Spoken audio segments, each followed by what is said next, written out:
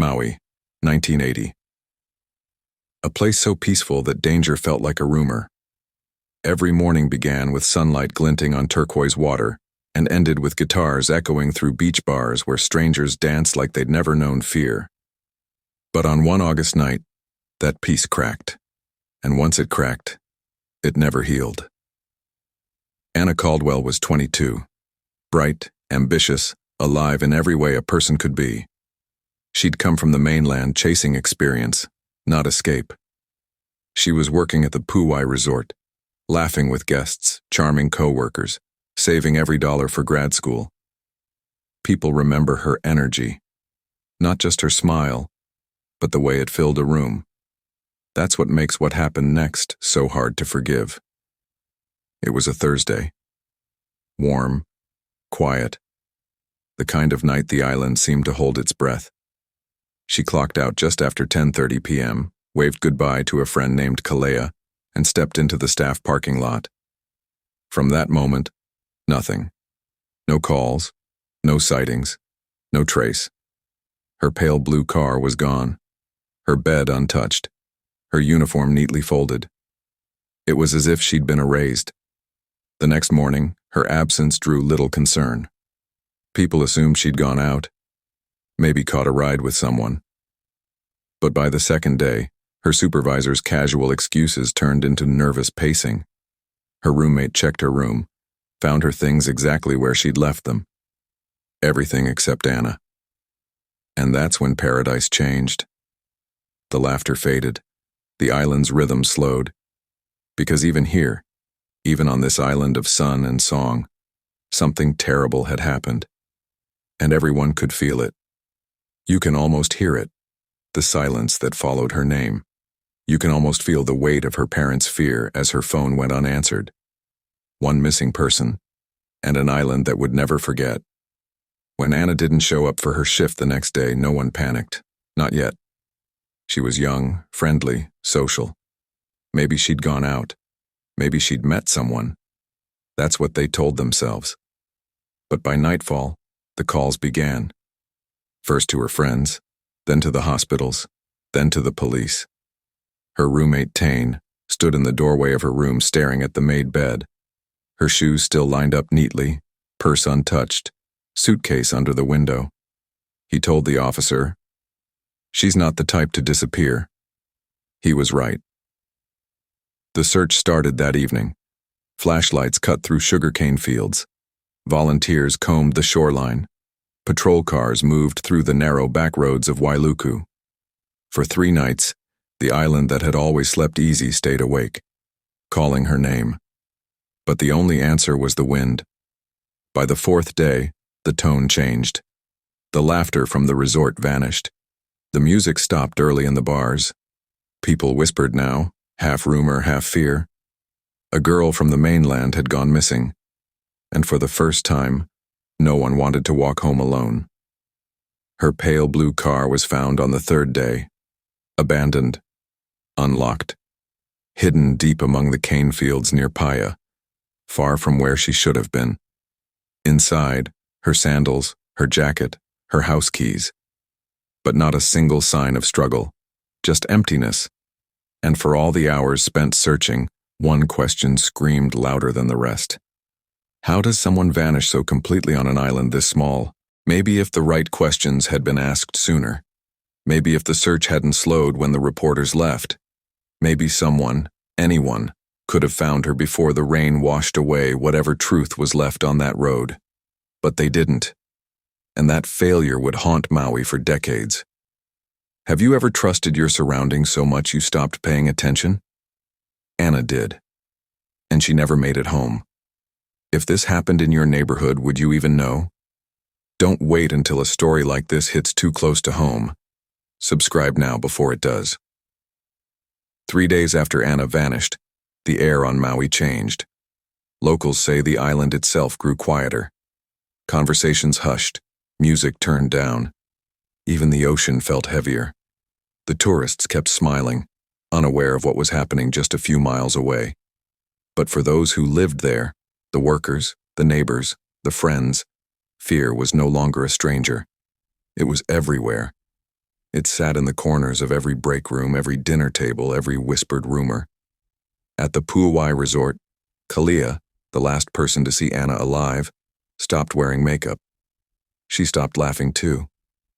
Every night she'd stare out at the staff parking lot, replaying the moment Anna waved goodbye. One small motion she could never take back. Detective Alani stood before reporters, his face tense, the word missing slipping out like a confession. He promised leads, he promised progress. But promises don't bring back people. They just echo, until the silence swallows them whole.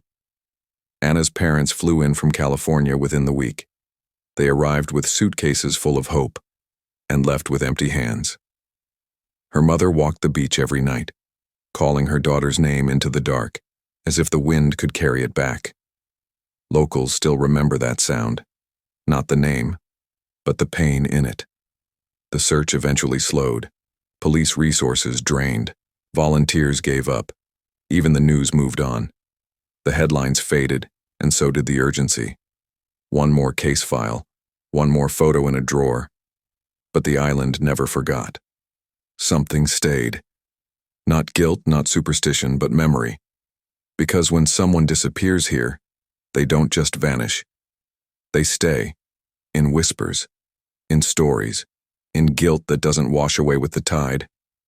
She was gone, without a trace. And what really happened that night would remain buried under this island for 40 years. You think you'd notice if danger lived next door? Don't wait to find out the hard way. Subscribe now, or tell us why you won't. Because pretending it can't happen to you won't keep you safe. Detective Alani was one of those men who carried duty like a scar. When the call came through about a missing resort hostess, he didn't expect it to shake him. Missing tourists weren't rare. Some got lost, others ran off. But this case was different. There was no trace of departure, no argument, no reason. Just silence where a person used to be. Within hours, the Maui Police Department assembled a small task force. Helicopters swept over the cane fields north of Wailuku. Volunteers from the resort joined hands, forming lines that stretched from the road to the sea. Flashlights cut through the dense green, and names echoed into the night air. Anna Caldwell. The echoes came back empty. By day 3, the tropical calm had turned into something heavier. That restless tension before acceptance sets in. The officers logged tire marks near the highway and shoe prints by a gulch, but every clue led nowhere. Even nature seemed to mock their efforts, tracks erased by sudden rain, scents lost to the wind. Ikaia came to the site every evening. She carried Anna's picture in a plastic sleeve, offering it to anyone who would look.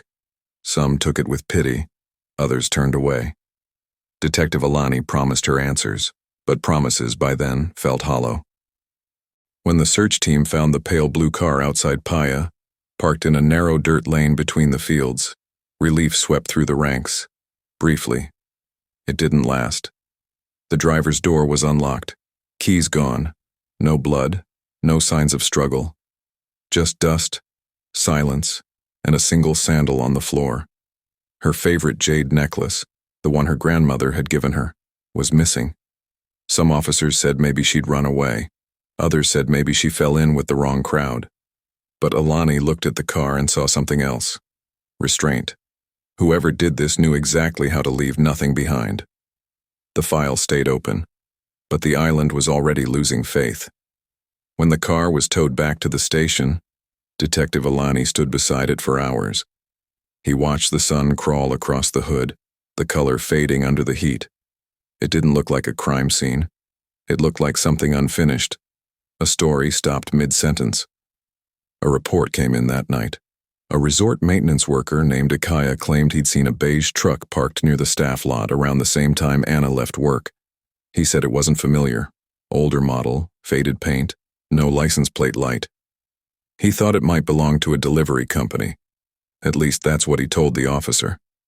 Alani noted the statement and thanked him. At the time, it didn't seem like much, just another thread in a stack of dead ends. But there was something about Ikaia's calm tone, his steady answers, that stuck in the detective's mind. Ikaia, still grieving, mentioned something days later that deepened that memory. She said 2 nights before Anna disappeared, she saw her and Ikaia arguing in a narrow service hallway. She didn't hear what was said, only saw Anna turn away, trembling, holding back tears. When asked, Ikaia said it was about a maintenance request, a leaky faucet. Nothing more. He was soft-spoken, respectful. A long-time employee with no complaints on record. The kind of person people trusted without question. Still, Alani pushed. He checked Ikaia's time cards, double shift that night, confirmed by co-workers. No criminal record, no violent history. Everything checked out. And yet, something didn't sit right. When fear enters a small island, it doesn't just take one suspect. It takes everyone. Neighbors side-eye neighbors, friends start whispering, and the police, they start looking for the easiest answer, not the right one. Rumors spread. Some said a tourist might have picked her up. Others whispered about smugglers using the cane fields for late-night routes. Every story felt like a lifeline, and everyone snapped the moment they tugged. Through it all, Ikaia kept showing up to work, quiet, polite, offering to help with search logistics. He even helped move supplies for volunteers, carrying boxes, nodding silently when thanked. Kalea said she couldn't bear to look him in the eye. The beige truck was never found. No one remembered the license plate, no photos, no confirmation, just words, and the uneasy truth that words can lie. Detective Alani wrote the name Ikaia at the bottom of his notes, underlined it once, closed the file for the night. He didn't know it yet, but that name would stay in that file for nearly 40 years. Waiting, patient as time itself. The file on Anna Caldwell grew thicker by the week. Interviews, reports, photographs. All of it. Noise without direction. Every time Detective Alani thought he had a lead, it dissolved like salt water. The resort staff were questioned twice. Tourists, vendors, even the night guards. Some said they remembered seeing her car near the exit. Others swore they saw a woman who looked like her at a late-night diner in Lahaina. Every claim sounded possible. None of them held weight. Her parents called every few days. Her mother's voice grew thinner. Her father's shorter. They begged for updates that didn't exist. When Alani ran out of answers, he stopped picking up their calls. There's a kind of shame that comes with failure. It doesn't shout. It sits quietly and waits for you to look at it. The pale blue sedan was cleaned, logged, and sealed for evidence. It sat in the station's small garage, forgotten among wrecks from other investigations. Weeks later, a lab technician cataloging the vehicle found something odd. A faint discoloration on the passenger door handle, barely visible. A smudge that didn't match the rest of the car's surface. He ran a basic test. Blood, faint, degraded, nearly invisible. It was logged, labeled, and placed into storage. Too small for further analysis with the tools they had. Just another scrap in a box.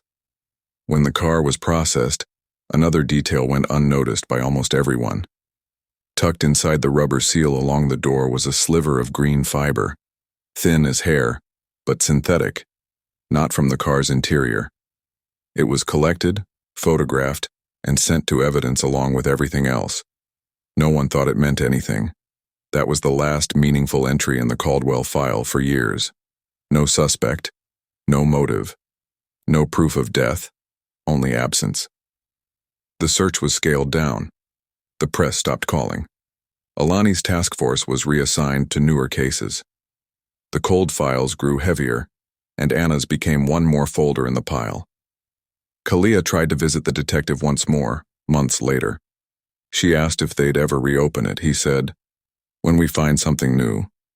She never came back after that. There are moments in an investigation that decide everything. Small, forgettable moments that no one notices until decades later.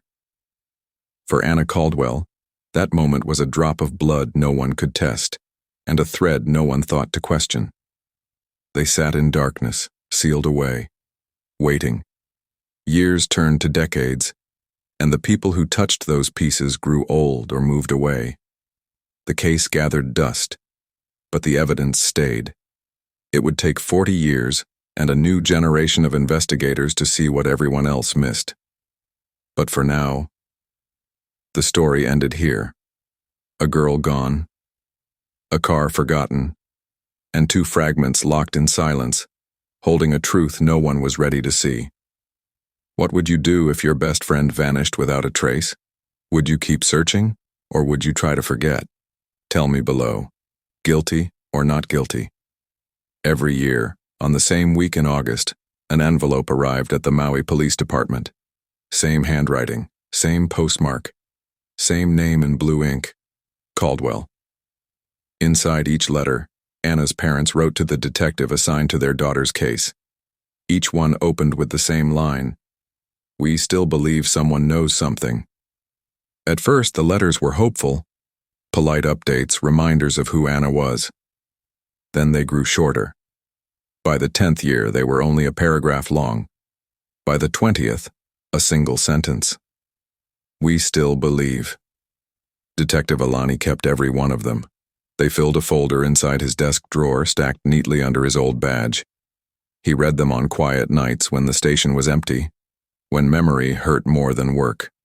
Colleagues said he took the case too personally. They were right. He had chased every lead until there was nothing left to chase. He'd stood in those cane fields until his shoes sank into the mud. He had promised the Caldwell family closure, and he broke that promise. When Alani finally retired, he boxed up the evidence. Photographs, logs, the sealed bag of collected fibers, the blood sample stored in a tube marked unconfirmed. He labeled it, logged it, and left it in the station's archive room. He signed off the file with one line, "Pending discovery of new evidence." It was a professional phrase that meant one thing: the trail was dead. Some stories don't end. They just wait for everyone to stop listening. Years have a way of folding in on themselves. What once felt urgent becomes distant, and what was once unbearable becomes memory. Tane stayed on the island for nearly a decade after Anna disappeared. He worked odd jobs, moved apartments, but he never stopped watching for her car on the road. Every time he passed a pale blue sedan, his chest tightened. Every sound in the hallway at night pulled him from sleep.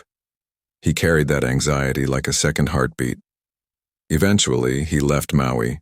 He told people it was for work, but everyone knew he just couldn't take the silence anymore. He settled on the mainland, teaching at a small college, living quietly. Yet every August, without fail, he mailed a small check to a local private investigator on the island, a man he'd never met in person. The checks were always the same amount, always with the same note. For Anna. Ikaia never left. She climbed the ranks at the resort, moving from front desk clerk to manager. People respected her, admired her work ethic, but those who knew her best said she was never the same. She never talked about Anna, but she kept her picture in her office drawer, a sun-faded snapshot of two girls in uniform smiling by the shore. She said it was her reminder to stay alert, to trust no one completely. Sometimes new employees whispered about the old story, the girl who vanished after her shift. Ikaia would overhear them, pause, then walk away without a word. The story had turned into a warning, something told to new staff like folklore. Don't stay late. Don't walk alone. They called it superstition. For Ikaia, it was grief that never learned to rest. Every person who had known Anna carried a version of her. For some, she was a cautionary tale. For others, she was a ghost. But for the few who truly loved her, she was still alive, just out of reach, waiting for a world that no longer looked for her. The island moved on, but a few hearts refused to follow. Decades passed. The station changed buildings. Detectives retired. New faces took their desks. Old case files were boxed, numbered, and stored in the back of the records room, the kind of place time forgets. Row after row of cabinets lined the narrow corridor. Most drawers hadn't been opened in years. The labels were faded, written by hands that no longer worked here. But one folder still carried a name that refused to fade. Caldwell, Anna. Inside, the paper had yellowed around the edges. Photographs stuck together from humidity. Typed reports in uneven ink. Signatures trailing off. And in a small evidence envelope, smaller than a postcard, two things waited. A glass vial, sealed, containing a smear so faint it was almost invisible. Next to it, a plastic slip with a single green fiber, thinner than thread, barely noticeable against the white paper. Someone had written door handle, passenger side in pen across the label. That was all.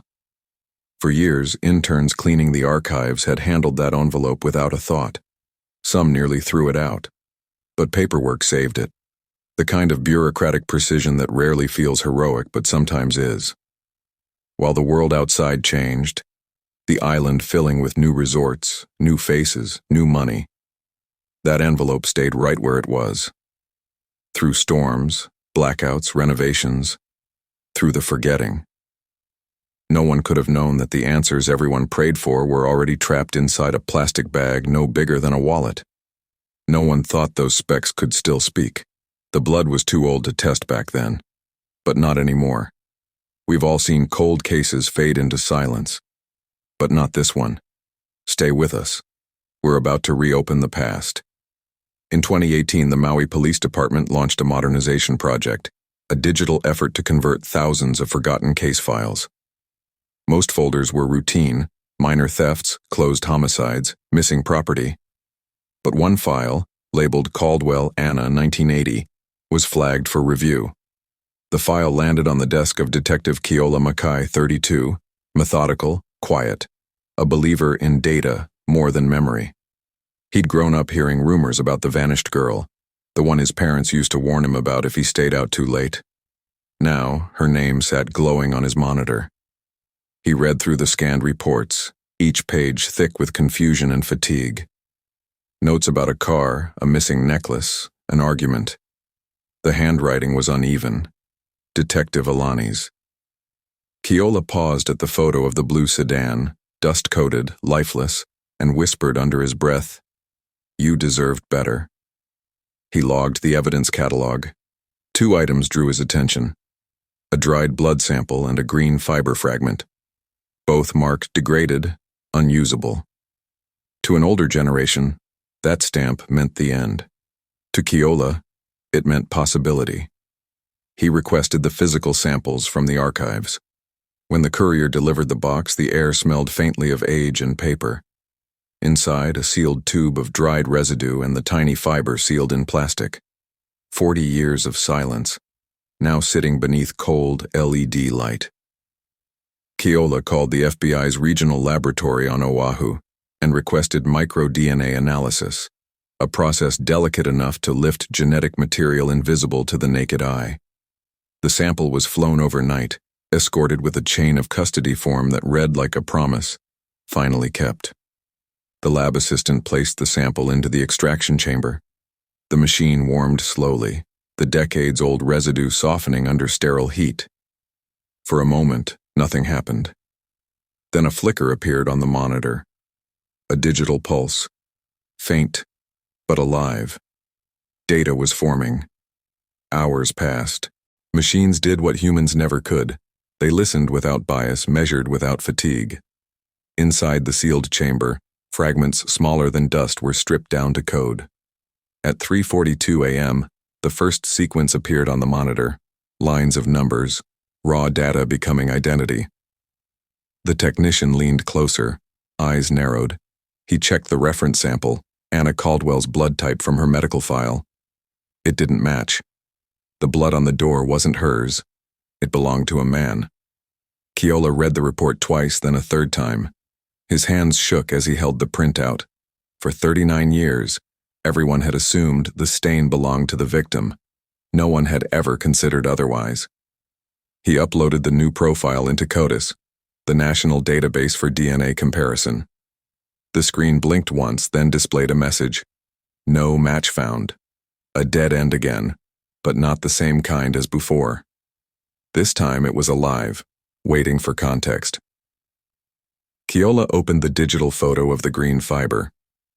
Under magnification, its texture showed a distinct pattern, a synthetic blend not commonly used in civilian clothing. He cross-referenced old manufacturing records from the late 70s through trade databases. One result stood out: a uniform supplier for resorts and maintenance contracts across Hawaii during that period. He leaned back in his chair, connecting dots that others had missed. The fiber was not from Anna's dress nor her car seat fabric. It was from a work uniform, one specifically issued to grounds and repair crews. For the first time, science was speaking for her. The truth was no longer buried in hearsay or memory. It was quantified, undeniable, and male. Keola stood in the cold light of the lab, thinking of the people who had searched before him. All those years of sweat and guesswork, now summed up by a strand of fiber and a digital readout. He felt no victory, only a rising responsibility. He thought the case was dead. But this next discovery, it changed everything. If you think you already know who did it, think again. Drop your guess below before we reveal the truth. Detective Keola returned to his desk as the lab lights dimmed. On his monitor glowed two things: a male DNA profile and the image of a single fiber the color of deep green moss. He stared at them for a long moment, then opened the personnel archives from the Uwai resort. The resort had changed ownership twice since 1980, but the employee records survived. Scanned, faded, barely legible. Names, titles, time cards. He searched for maintenance staff employed during that summer. 5 names. One stood out: Ikaia Alama. Keola froze. He had seen that name before, scribbled at the bottom of an old interview transcript. A maintenance worker. Questioned. Cleared. He pulled up the statement. I saw a beige truck by the staff lot around 10:30 p.m. It didn't belong to anyone here. The neat handwriting of Detective Alani followed. Interviewed. No further action. Keola felt something twist in his chest. That simple note, no further action, had ended a trail that could have changed everything. Now, 40 years later, that decision echoed like a verdict. He zoomed in on the scanned staff photo from the resort's 1979 holiday newsletter. Smiling faces in rows, chefs, receptionists, housekeeping. At the end, a man in a green work shirt, expression unreadable. Name tag: Ikaia. Keola compared the fiber's composition to uniform samples listed in the supplier's records. Exact match. Commercial maintenance uniforms produced from 1977 to 1982. The thread and the uniform were one. He printed the photo and pinned it beside the DNA sequence report. 2 relics separated by decades. A man's face and his microscopic trace. Every story leaves a trail, even the ones buried in plain sight. Keola reached for the old physical file still kept in archives, the same one Detective Alani had once closed. The pages were brittle, the ink faded, but the truth hadn't aged a day. In the appendix, he found a note about a staff dispute. Witness: Kalia. She'd described an argument between Anna and Ikaia just days before she vanished. It had been dismissed as routine, something about a repair. Routine. That word had cost her 40 years of silence. He typed his next report line carefully, aware of its weight. Subject of renewed interest: Ikaia Alama, former maintenance staff. Connection to recovered uniform fiber probable. Keola had a name, but was he chasing a ghost or a grandfather? Keola didn't move fast. He couldn't afford to. The last thing he wanted was to tip off a man who had already escaped notice for nearly 4 decades. He traced Ikaia Alama's name through employment records, tax documents, and property databases. It didn't take long. Ikaia was living quietly in a suburb outside Honolulu. Retired, married, 3 grown children, 6 grandchildren, community volunteer, church choir member. An ordinary life built on an extraordinary lie. Keola stared at the photo of him from the resort, young, wiry, confident. Then he looked at the recent driver's license image, lined face, silver hair, kind eyes. The transformation made him pause. 40 years had softened everything but the truth. He reached out to the Honolulu precinct for assistance. They designed a community outreach program, a quiet initiative collecting voluntary DNA samples in connection with a property damage case. Nothing invasive, nothing alarming, just paperwork and procedure. When Ikaia came in, he was polite, even cheerful. He spoke to the officer at the desk, answered questions patiently, signed the consent form. He laughed when they swabbed the inside of his cheek, a light, harmless laugh. He thanked them, said he hoped the mix-up got cleared soon. Then he left, adjusting his cap as he walked out into the sunlight. Keola waited. He told himself not to expect anything, that maybe this was all coincidence, a false connection born of desperation. But deep down he already knew. The call came 3 days later, late evening.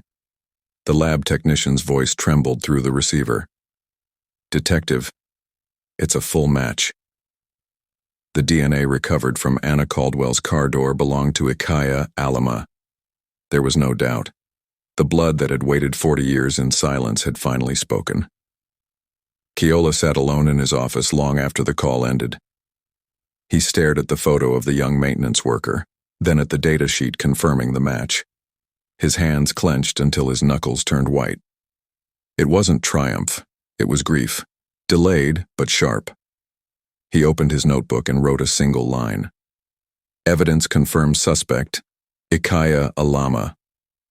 Then beneath it, "Time does not erase truth." He'd done it.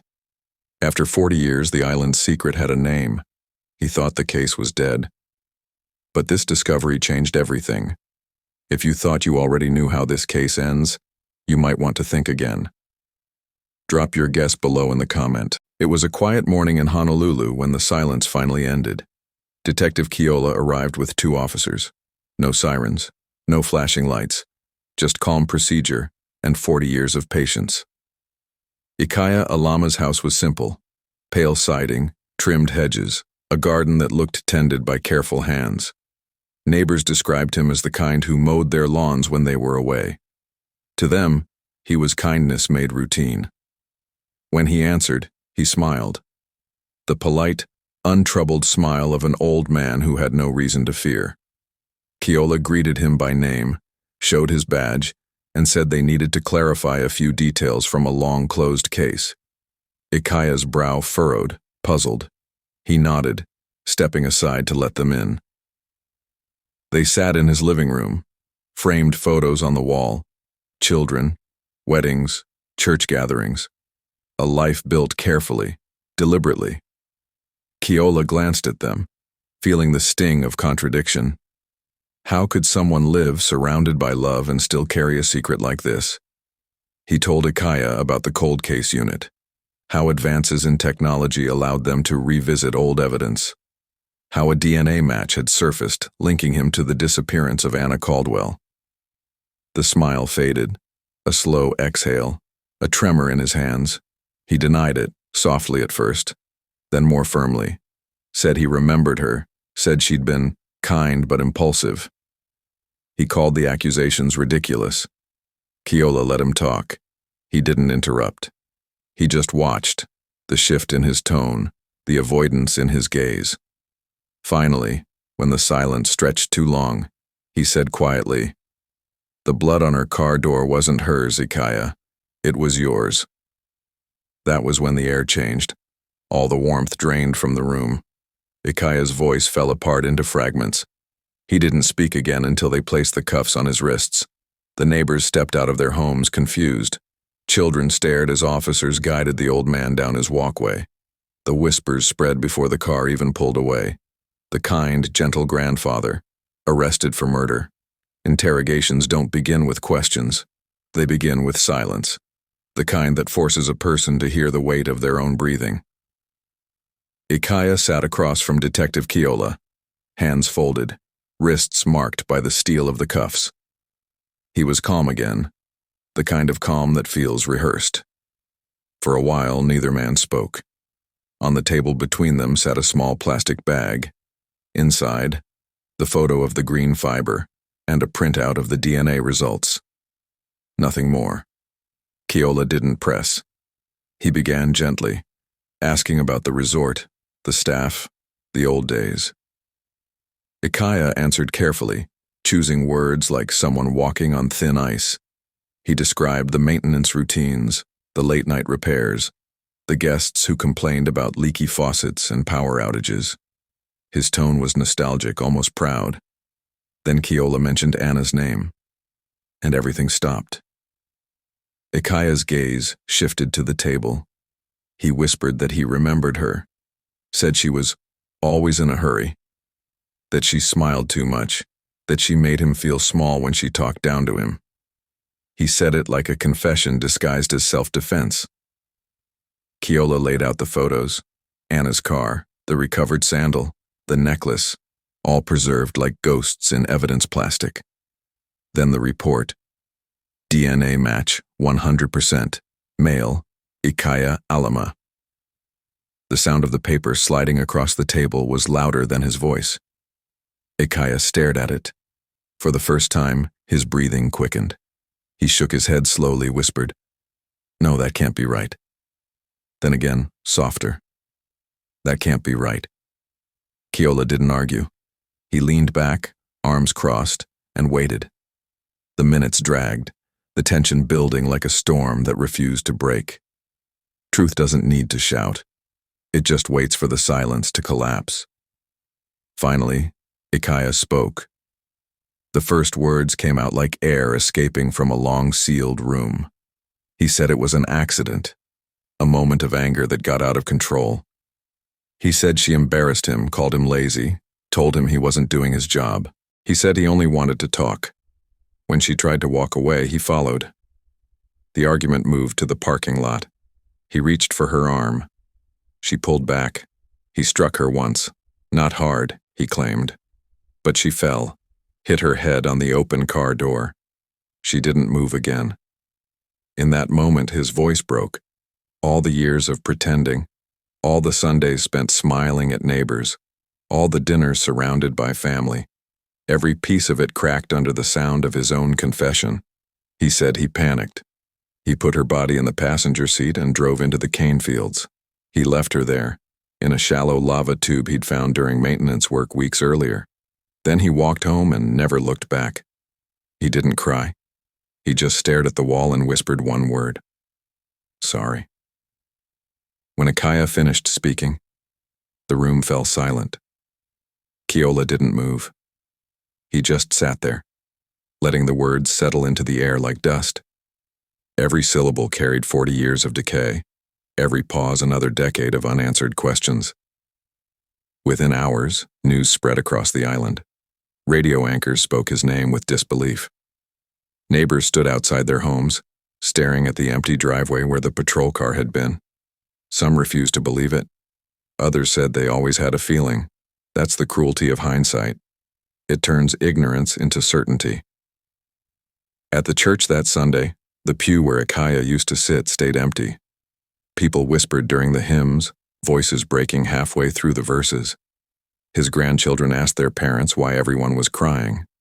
No one had an answer that made sense. The search team returned to the spot he described, an overgrown field at the base of an old lava ridge. They found fragments of clothing, degraded fibers, and bone. No full remains, only proof of where she had been left. It was enough. Enough to close the case. Not enough to erase what it had cost. Back at the evidence lab, a secondary search of Ikaia's property uncovered a small wooden drawer in his shed.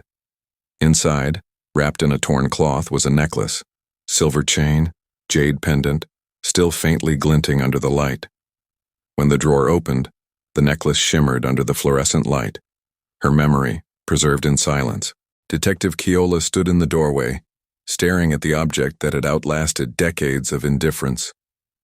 He thought about Anna's parents, both gone now. About Tane, living somewhere on the mainland, still sending money every August. About Kalia, still at the resort, still looking out at the same ocean. He imagined the moment he'd have to tell them that she hadn't vanished, that someone they once trusted had taken everything from her, then gone home and lived a full life. Justice had arrived. Late. But it had come. The press conference was held in the Maui Police Department's small briefing hall. Reporters packed the room, cameras lined against the wall, flashes of light cutting through the still air. It had been nearly 4 decades since Anna Caldwell's name was last spoken at a podium. Now, it returned like a wave. Detective Keola stood before the microphones, paper in hand, face expressionless.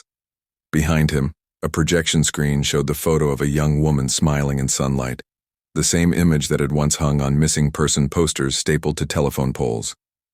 He cleared his throat. The cameras clicked. He read the official statement, that after extensive forensic analysis, the department had confirmed the identity of the individual responsible for the 1980 disappearance of Anna Caldwell, that the suspect, Ikaia Alama, was in custody and had provided a full confession. That physical evidence corroborated his statement, that the case at last was closed.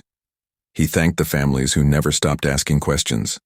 He thanked the retired officers who kept the file intact, and then, voice lower, he thanked the science that allowed a drop of blood and a single thread to do what human memory never could. One reporter asked if he felt relief. Keola paused for a long time before answering. He said, "Relief isn't the word. Nothing about this feels clean. We didn't save her. We only found what was already waiting." Another reporter asked if there would be a memorial. He said yes. The department would dedicate a small plaque at the old Uwai resort, near the spot where she worked her last shift.